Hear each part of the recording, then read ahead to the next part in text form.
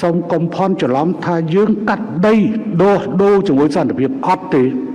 បើមិនអញ្ចឹងមិនបាច់ចាំច្បាំងទេខាងនោះគម្រាមវាយយកតាកបីប្រហែលថ្ងៃឮសូរតែគម្រាមត្រៀមវាយតាកបី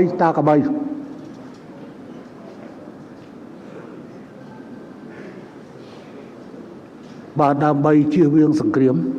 អញ្ចឹងយើងឲ្យតាកបីទៅគេរបងទៅគេចង់បានប្រាសាទព្រះវិហារអញ្ចឹងយើងឲ្យប្រាសាទព្រះវិហារទៅគេទៅដើម្បីដោះដូរជាមួយសន្តិភាពចាំបាច់ទៅវាយទៅអី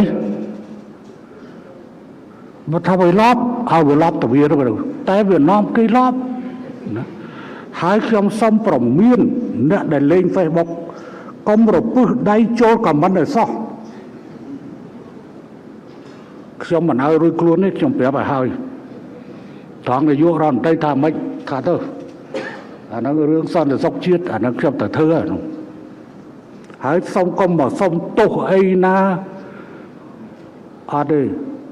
និយាយគ្នាឲ្យច្បាស់ហ្មងសុំកុំល្វើដៃនិយាយ5ផ្ញើទៅហ្មង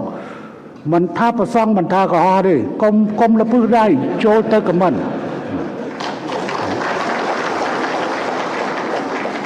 ហើយតិចថា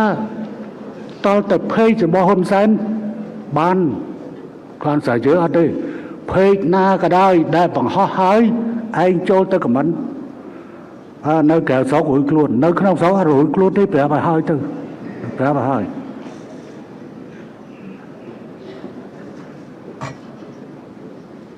នេះមិនមែនជាអំពើប្រជាការទេព្រោះអ្នកឯងចូលមកជេរអ្នកឯងចូលមកប្របាក់ចិត្តទឹកចិត្តកងទ័ព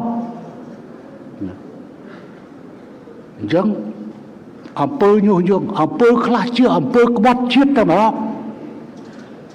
អំពើក្បត់ជាតិតែម្ដង